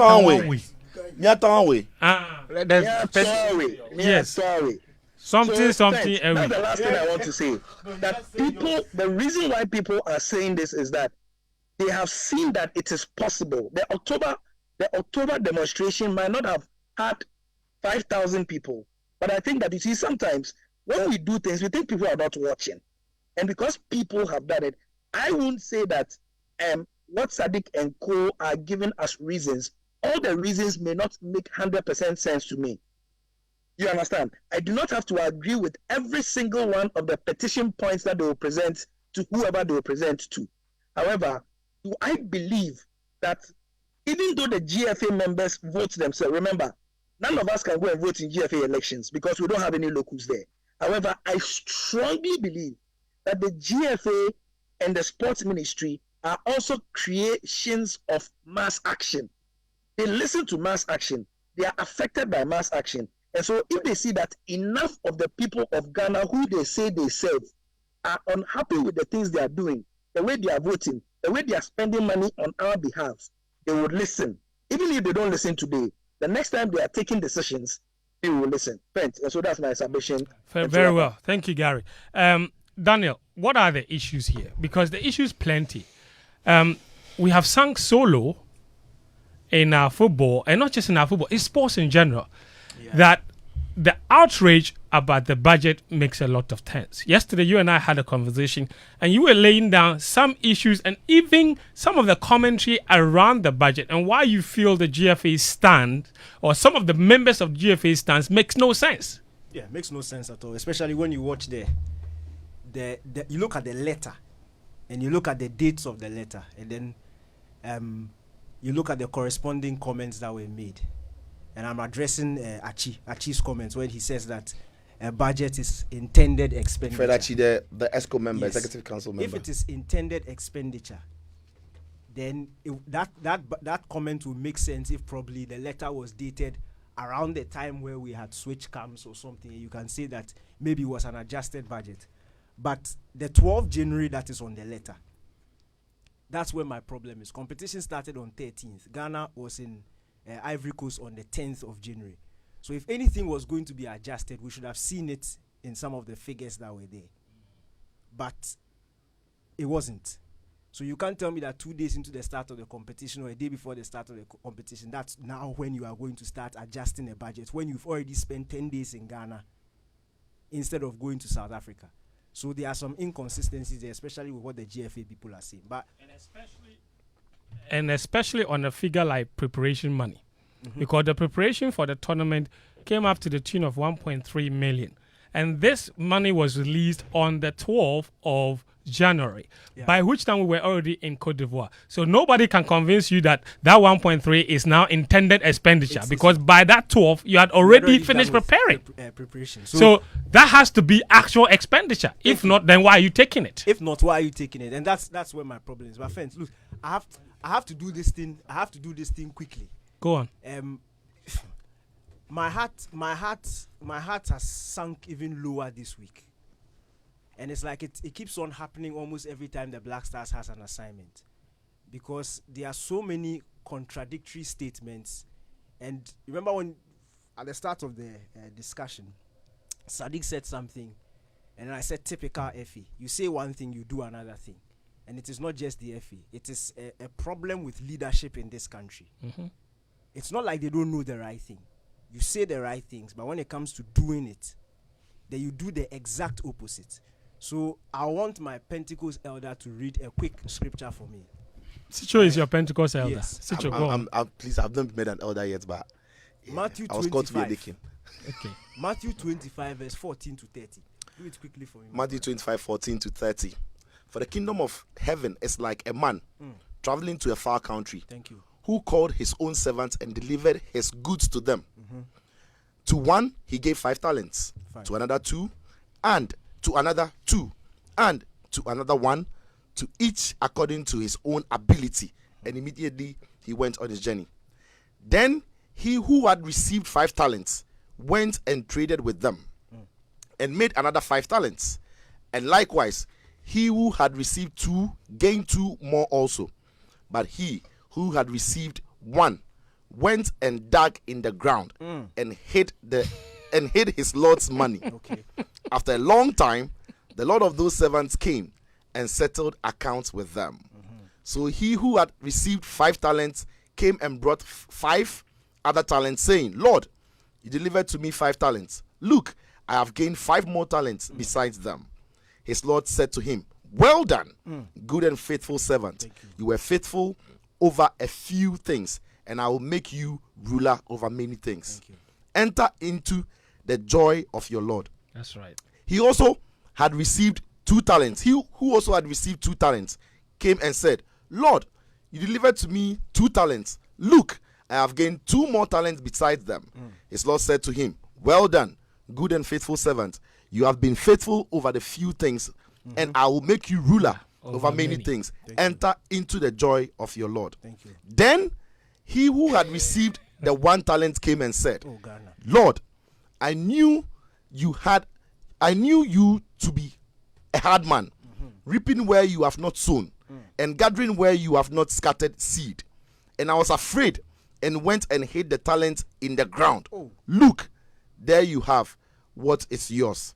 But his Lord answered and said to him, you wicked and lazy servant, you knew that I reap where I have not sown, and gathered where I have not scattered seed. So you ought to have deposited my money with the bankers, and at my coming I would have received back my money with interest.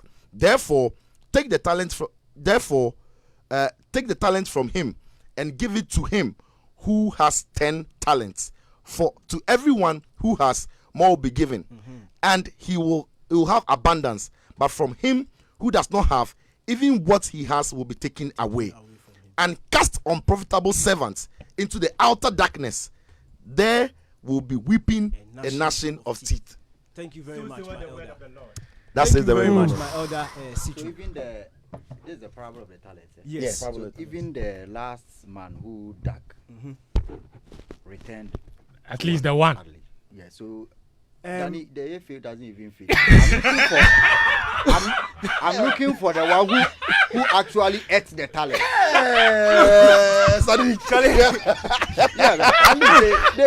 Mama, you spoiled it. No, they kept it and returned the one. Okay. I'm looking for who ate the talent and said, my Lord, I was hungry. Charlie, look, Fent, when you listen to this scripture, this is us. This is Ghana. This scripture is showing you the importance of developing what you have. Yes. And it's a guarantee that when you develop it, you gain more. Look at all the other countries who are taking sports seriously. How they put in facilities, infrastructure, they train athletes, they train coaches, and they are reaping the benefits at the top. Not just by winning medals, but it's also having a direct translation into what is happening in their economy. So even those who are not even interested in sports are reaping the benefits of sports because the country has invested enough in sports to make sure that it is a part of the collective. So when we are reaping the benefits, everybody will, even those who are not interested in football, will be chopping football money, not knowing that they are chopping football money. Agreed. On Wednesday, 1st August 2018, the then Deputy Sports Minister, this is a publication from City Sports Online. Who wrote that story? Who wrote that story? Daniel Koranteng wrote the story.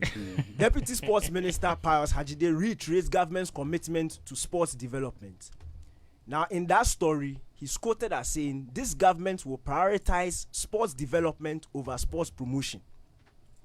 You know what he means by promotion. When it's time for competition, then you can't collect money, then you travel.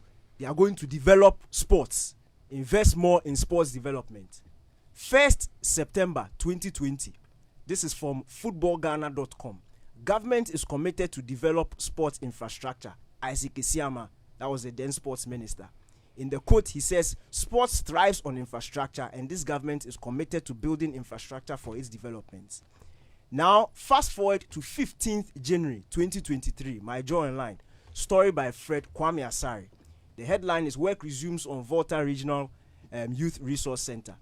Now, in the story, he says the Chief Executive Officer of the National Youth Authority, Pius Enam Hajide, during a working visit, explained that government decided to concentrate on completing 5 of the facilities, taking into consideration financial strength. That's the part I've highlighted, financial strength. Now, this is the quote. In 2021, a decision was taken that we should focus on the 5 youth resource centers and complete them, clearly because of resource limitations. It was becoming difficult for us to complete, according to schedule, all the 10 resource centers. Now, this story also, in October last year, 2023, my jaw online, story written by Daniel Koranteng, financial constraints stalled the renovation of the Azuma Nelson Sports Complex. Sports Minister Mustafa Yusuf, it was during the Meet the Press. He said, we had financial constraints which affected the construction of the Azuma Nelson Sports Complex. That's the quote. Now, Azuma Nelson Sports Complex is just one of the 10 that were supposed to have been built. Construction started in 2018. It was supposed to be done within a 9-month period. Now, each was estimated to cost $1.8 million. $1.8 million. As of today, 6 years after the start of construction, only one has been commissioned. Only one. Now, when you state financial constraints as reasons why it has prolonged, then I'll give you another scripture. My elder, please go to Luke 14. I was actually googling that. Verse 28 and 29. Luke 14, 28 and 29. Elder, hurry up. You don't know your Bible.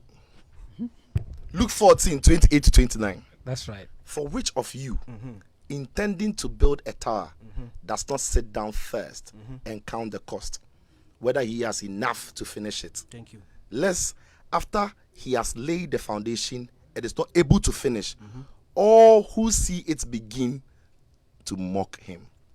Will mock you. Because at the start, you told us how much the estimated cost was. You told us how long it would take to complete it. Yes. 9 months has turned into 6 years. And in 6 years, only 1 out of 10 has been completed. Now, this is a government, or these are leaders who have told us that they are committed to sports development. Sports development infrastructure is a key part of sports development. That's right. Till today, only 1. Now, what reason did the GFA give as to why they wanted to go to South Africa instead they of want lack of facilities and privacy? Yes. If you had constructed your 10 resource centers, if you had invested in finishing the pram, you wouldn't have complained about a lack of facilities. When we were going to the enough Olympic time to Games, do it. Thank you. When we were going to the Olympic Games, our athletes, the Ghana Athletics, they said at the time they needed $30,000. Yes. $30,000 for proper preparation. They got $10,000. Only $10,000 from the sports French ministry. embassy. And the sports ministry told them there was no money. That's what they were told. There was no money. So out of a $30,000 budget request that they had given, they got only $10,000. And then we saw first round they are out, triple jumper out, 100 meters out, 200 4x4 injured. We couldn't complete nothing. But these are leaders are telling us they are very focused and very committed when it comes to sports development. Saying one thing and doing the complete opposite. Yet when it comes to the Black Stars, miraculously there's $8.5 million readily available in a space of 10 days. they can quickly gather $8.5 million. Yeah. Now, $8.5 million, if you look at the cost of the 10 resource centers, 1.8, it can build at least 4 by the end of this year. From scratch. So what they have done now, it could actually complete it. Could actually have completed it and we would have had change. Because they've done some work. They've done some work. So 8.5 million could actually finish them all. Black Stars, we could have completed the 10 resource centers, 10 multi-purpose resource centers, 1 in each region. And would have had change. And the change would have been enough and sufficient for the Black Stars to take to Ivory Coast and go out in the group stages. You are right. If it is group stages, you want to go out. Because that has become the norm. It would have been perfectly enough. Now, let's go back and let's crash some of the figures. The 10,000 that the ministry gave to the Ghana Athletics to prepare their athletes for Hungary. No, that was Tokyo.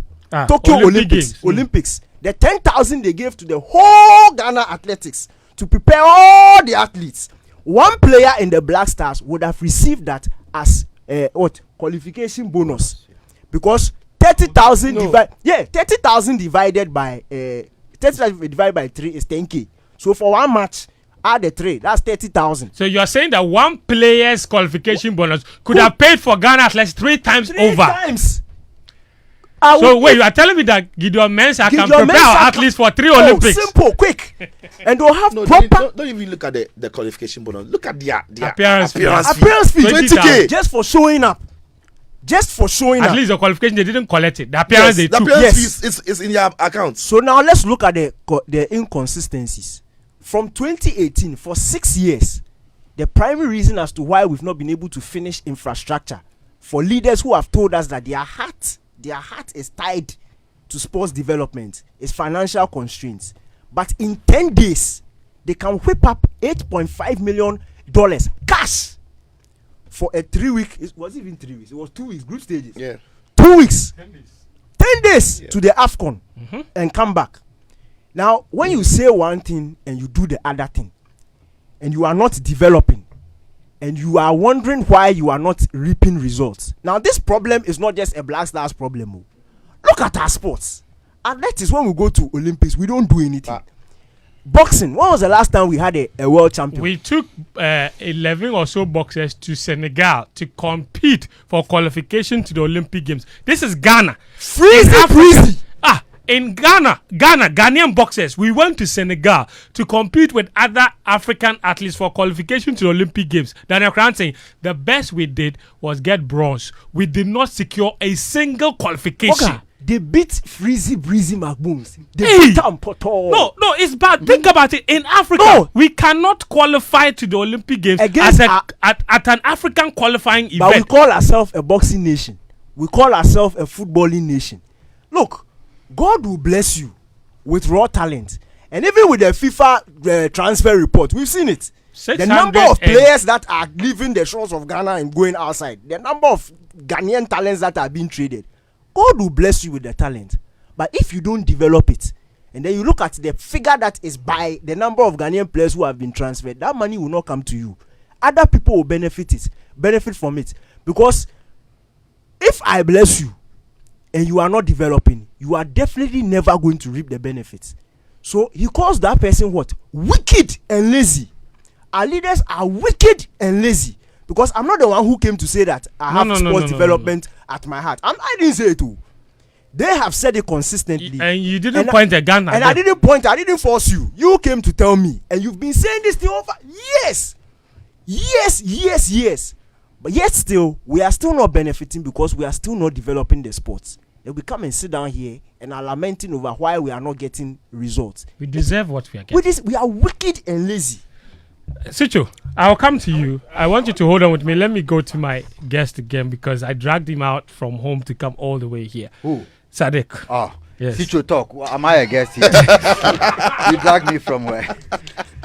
No, let him. I wanted us to move away from this subject a little bit. That's why. But Sicho, Sadiq says you can talk. Where do you stand on all of this? I know the issues are so many, but I need you to pick it from one angle for me. Fine, the issues are not many. Okay. It's a simple matter of wickedness. No, and listen, for me, on this score, the FA should rest.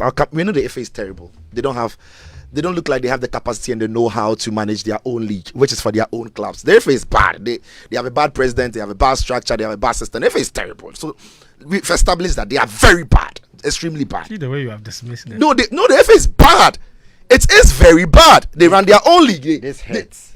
They are very, very bad. And they are listening. They know they can't look me in the face and tell me they are doing a good job. They are terrible. So Mr. Katakreko and his people, they are arrogant, they are terrible, they are bad. I'm speaking the facts. Okay, no they problem. Are bad. No problem. No, the FA is not bad. Sorry? Is the FA not bad? I mean, there's some good in there. Mention them. The FA supervised an under-17 women's team that will have 3 generations who won't have a chance to play at the 17 level. What happened there? They got because banned. of age cheating, they've been banned. And nobody paid the price for it. Nobody. Absolutely nobody. Not even an apology to the Ghanaian people. Listen, I don't even want to get into the FA, so let them rest. Listen. I mean, they're taking up burial fee for Jamune's funeral. Muftawu agrees it's a good thing. Let's talk about serious matters. They said they're spending $100,000. They said they are spending $100,000 on footballs for D1, D2. Who else will be doing that for? Look.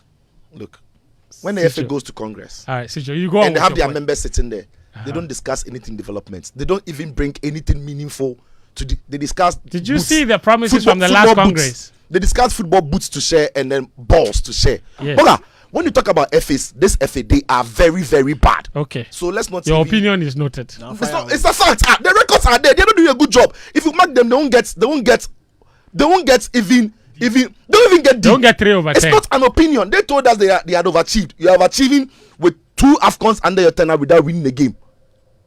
Boga. Now, when you say like that, that's bad. They are bad.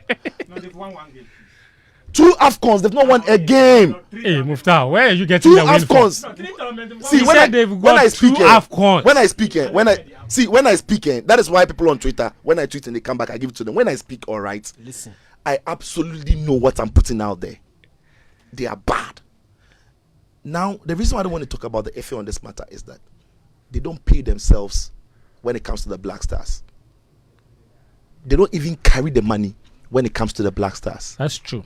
When they present the budget, they don't approve it. That's true. In fact, they don't disburse the money. No.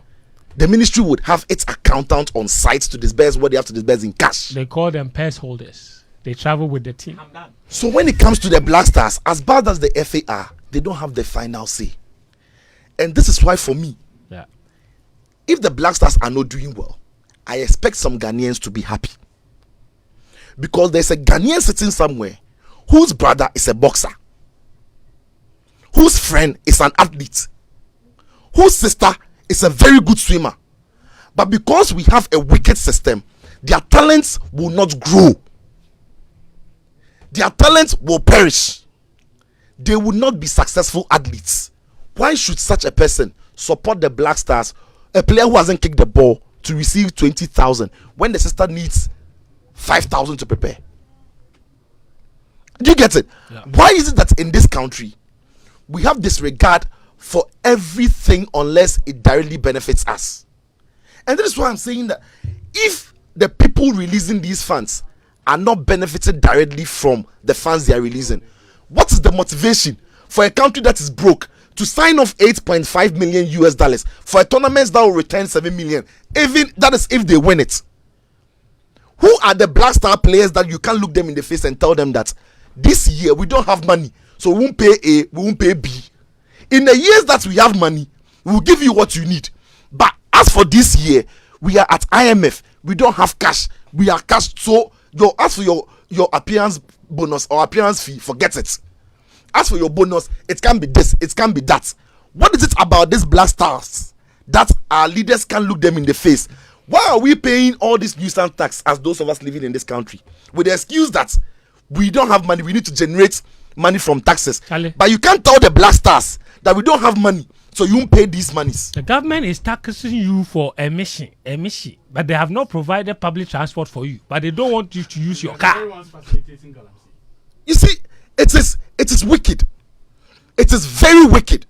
And you see, I said it the last time. I'm a very spiritual person. You see, when the day you gets a red card that another player would have walked away from when he gets a red card against Comoros, that foul. Till now, I don't see the red card. When the day you gets a penalty against Uruguay and has scored all his penalties in training and misses that one. When Richard Ofori, a ball that he shouldn't be there, he shouldn't be touching. Some way, somehow, his hand is elongated than usual to touch a ball he shouldn't touch. While somebody is screaming, Jai, don't take these things for granted. The spirit of the people. When Inaki sees a sea of white and passes into a red. Oh, Ghanaians, forget. Ghanaians don't back these people. We are hurt. Ghanaians don't back these things. And that's what I'm saying. People are happy the Black Stars are not doing well. Don't take it for granted. No, it's true. When Inaki Williams has no business of playing, although in here, corner near, throw near, but Mamouche. When Bukari has no business of doing what, something miraculously happens. But Going to score 2-2. You see, when some of these things are He's happening, dribbling towards his goal. Yeah. don't take these things for granted. It is simply because we are so wicked that the joy people will get from associating themselves with the Black Stars has turned into pain and tears. Because like I said, all the other athletes in all the other disciplines are also Ghanaians. But we are so wicked, we show them no respect, no regard, and we only, some way, somehow, as Danny said, magically manufacture money for them to go into a tournament we know we don't have the money for, but to spend 8.5 million for. It doesn't make any sense. Okay, fair enough. Sadiq, we can complain and complain and complain. Mm-hmm. What next? What has to happen? Who has to do what? I think with sports, other jurisdictions have been clear, especially countries who are doing well. You can see from where the power lies in terms of decision making and supervisory roles. England, even in Africa, Morocco, and other countries, you have to get people who are very close to the corridors of power and who have the willingness to ensure that impact is made. I don't see that with the right ideas. Yes, I don't see that with the ministers who have been appointed in recent times. And you can go back and check from Nkrumah's days and the policies which are still public anyway, and how it impacted on the growth of our sports. Yeah. How the president had the political will to use sports as an economic and political tool, and which got the fruits. When the elections are held and appointments are made, you can clearly see how the sports ministers are picked. And who is picked? And who. How? Because you can debate about Minister of Education. They say, oh, there is a man who has been teaching in US. He has practical knowledge of education and he's on radio telling you how to develop kids with STEM education and all that. He tries to prove to you that I even have a STEM school in my constituency and I'm starting. So, and he makes a case. You go to energy and they say, this man has been here. He did well. And so when you come to sports, what I have seen from recent appointment is, okay, then let's find someone who hasn't gotten a position from this constituency so that we balance the regional thing. Of course. Are you saying the sports ministers are appointed as an afterthought? Well, I understand there is a regional balance and all that, so that goes into the appointment. That's how it compensates for who comes to sports. And they don't have the practical knowledge because there are ministers who don't even know that FIFA gives this amount of money and they are not ready to check. I don't even think they know that CAF actually gives the countries preparation money as well. And some of them don't know that CAF pays for transport, accommodation. There was a minister who didn't know all this. It's in our budgets. CAF pays for. There has been a member of the GFA, vice president of the committee, who met a minister. They formed a committee because of public outcry that they need to restructure the bonus system. The vice president of the current FA, he was the chairman of the bonus restructuring committee, and they removed this appearance fees to the management. They said they need to pay them some token that will be discussed, but they don't need to be paid appearance fee. Yeah. The next World Cup, that same chairman who restructured the bonuses, $200,000 in the face of the ministry. Dear Lord. The person who led the committee to restructure bonuses. So and recommended that. When I say they are bad, you are finding excuses. You understand? You are wicked. So where is your moral right to tell a player that he doesn't deserve? You have restructured the bonus to say the management members are only on a sacrificial job. Yeah. Their hotels paid, per diem paid, free match tickets, everything, with including business class tickets. So we pay you all that. So you are only going to be paid some stipends for your stay with the team, because it's even a privilege. That's why Seconds rejected. Because I'm following these boys, I'm supposed to advise them. You pay for everything that I require here. So why do I need to take $100,000 when you don't have a single training pitch in the whole country standard? That can be built by one person's appearance fee. Can be built by one person. If we are honest, 100,000 can actually transform the surface of Accra Sports Stadium pitch. Agreed. If you give it to an honest person. And we don't have. We paid 600,000. Do you know that we have reinvented the coefficient theory again? To share money? Yes. Four management members were in Brazil, Qatar. In Qatar, yeah. But they paid for 6. That's what Alhaji Gruza has been on that chase. So something that was bad. They paid for 6, but like the name you mentioned said he didn't want it, so he left it. Oh no, I'm saying. Yeah, that's what he's saying. Yeah, they paid that. He's just saying that only 4 were there. According to the commission's report, if 4 of you attend, only the 4 of you should be paid because you are working. They paid for 6 just because they have to take part of their appearance fees for whoever. So everything that happens at the Black Stars is because people are making money. Can you sincerely tell me that Inaki Williams' motivation for playing for the Black Stars is to get $20,000? Absolutely not. So where is the motivation from to pay him $20,000 to perform? Semenyo, Odoi. Many of these players are not here because they want to be paid. And especially $20,000. Of course. If you watch Inaki Williams speak about the pride of representing a country at the World Cup, that alone is enough. I'm not saying he shouldn't be paid, but some of these players are shocked. They have a cultural shock of receiving that amount of money playing for their national team. But we have to pay them to justify our own payments. To provide a buffer that we also deserve. Because if you don't pay them, where is your moral right to take? Agreed. So and that's why they pay journalists too and take them and take supporters. So that they can say they don't come back and talk. Yes. So you go and you take journalists on road.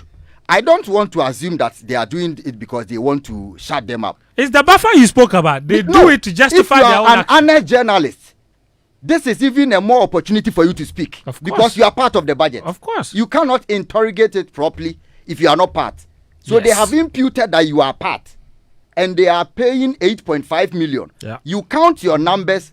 Morocco brought over 200 journalists. Yes. Because they have a role that we are not saying we are shutting you up, but it is a training. Yes. This country sends economic journalists to Japan and elsewhere. All the time. World Economic Forum, they send them to Davos, they send them everywhere. But if you come back, $100 or $500 or $1,000 that they give you should not be enough to gag you. It should not be meant to gag you. It's not meant. So if you take journalists on road for 10 hours to Cote d'Ivoire. No, it's not 10 hours, it's longer. Of course. And if you are a journalist and you come back and you see like $8.5 million and you say you will not talk. Because you got $400 or $500. The Something's wrong with you. So that it's a budget. It's a budget. So it's not spent. No, the intention. Yeah. When it comes to crime, it is the intent. Yes. The intention is that this is how much you require. Yeah, not just the action. So when you say it is a budget, you have prepared. If they gave to you, you would have chopped. A shock. So when people make this argument that, don't talk about it, we are looking at the expenditure, it's just a budget. Doesn't make sense. You have put this down over weeks that you need this. You are going to school, you say they should buy you this, they should buy you that. You've put everything down, given to your dad, that you want this. He wants to probe, you say it's just a budget. Because the argument is that, do you really need that amount? Exactly. Because that is the argument. You intended to spend this amount. The people are here, no. Yes. And the people open the door. I mean, and do you need it? Yes, the question of the budget is, you you said his budget intended. Why did you intend to spend this much? That is It why speaks I to agree your with- mentality. I agree with Sicho that it is criminal and wicked. We are purely wicked because we are coming back, and the FA's justification for not camping here. Look, in 2012-2013, before the AFCON, we camped in UAE for $1.1 million for 10 days. $1.1 million. Oh my God. For 10 days. And we complain 15 years or 14 years later that we don't have a pitch here. Serene enough for our players to camp. And who do they expect when they complain? They want the GPRTU to invest their profit in football or what? Or it is Nagrat that is supposed to come and build their complex for them. Exactly. Every Mino on the continent has seen that planning and getting sustainable investment is the only way forward for football development.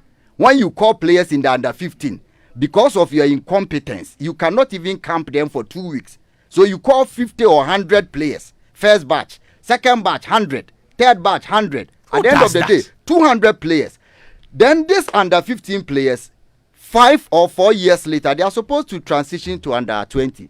You call under 20 players and 100 of them, not a single one from under 15. Mm-hmm. That is the real picture of failure. Bad. No, where's the planning? No, that is the real picture of failure. That you have 200 players from under 15, and in 4 years, you call under 20 players, not a single one from under 15. But these players will be called by Right to Dream, Feyenoord, Cheetah. 5 years later, we will go to Europe and beg them to come and play. Yeah. So we are only choosing the quick fixes and easy approach. I think that when you are the president of the Ghana Football Association, it's now becoming one of the easiest jobs because you get paid. Your executive council members get paid. For no work done. For no work done, for no policy. It is 4 years, 5 years for Keto Kreku, right? Yes, now. I have not seen any revamping of the national complex. Nothing. Even our under 17 players who can be. Are you talking about the one in Wedeba or the one in Pram Pram? Both. Both, exactly. Under 17 players are supposed to be malleable. You can influence them to sleep even on student mattress 2-2. At one time, not too long ago, they went to a camp and got malaria. Did they not? The medical committee of the GFA prepared the report and gave it to the FA that the place is not habitable for human. Their medical committee, led by Dr. Pambo. Yes. You build up a place for human beings and they tell you it is not habitable for human. Imagine. And yet, that's where we keep the women all the time.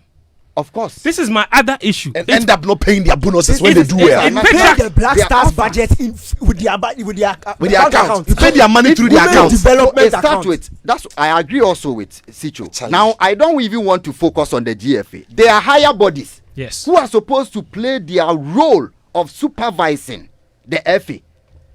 You read from England where the sports minister said the FA will be forced to reform. Mm-hmm. If they don't reform, they will cut budget allocation to them. Because the FA knows they can't build stadium. They know they can't pay for their national teams. They know they can't cater for some of the most expensive, especially grassroots football. And they need it to compete with other top-level countries. Yes. So they need the government support. The government doesn't even have a sports policy plan. So the minister only takes money and gives it to the FA. They go to spend it. Boxers come. They need just a fraction of that to prepare. But all these federations are equal in the eyes of the law.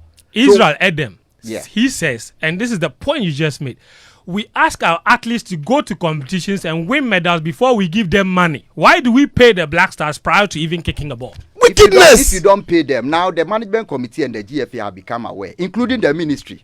I said the ministry because the reports from Parliament and Damefe and others have said that they are quite sure from their findings that there is a connivance between the ministry, even to the extent of the finance ministry. Yeah. They all get benefit from the World Cup and AFCON budgets. Yes. That's why they approve some of the most unscrupulous budgets that they prepare.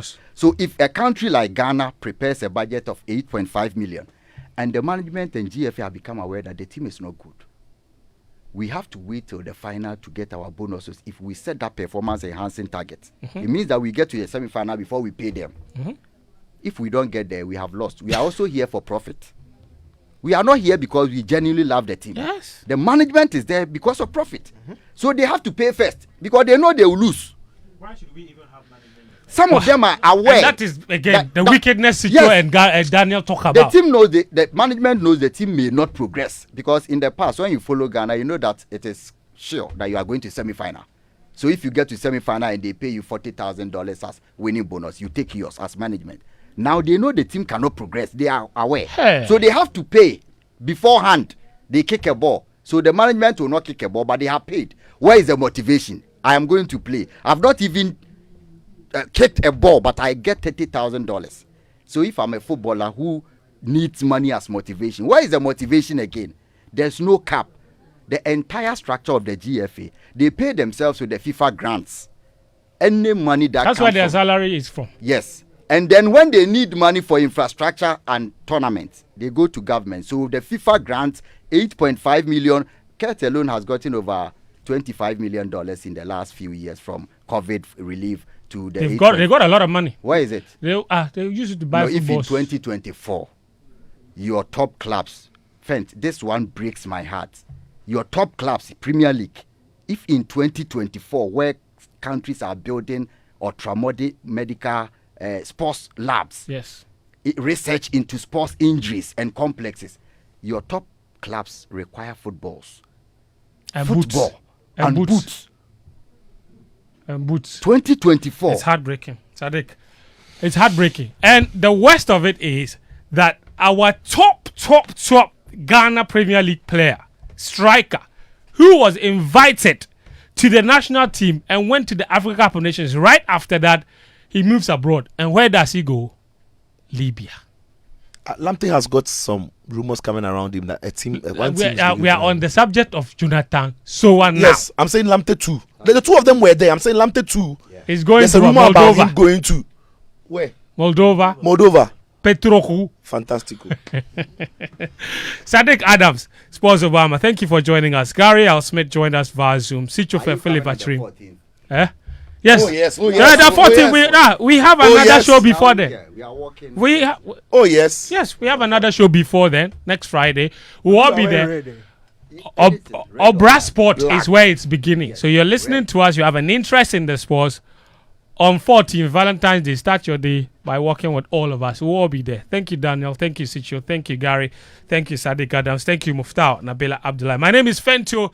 Tahiru Fentuo. Thanks for listening. This show will be available as a podcast on all podcast platforms. It will also be on the Joy News YouTube channel a little later. It's proudly sponsored by Petrosol on DSTV, of course. Remember, it was live on 99.7 Joy FM and hits 103.9 FM. We're back again next Friday. Until then, take care of yourself and enjoy your weekend.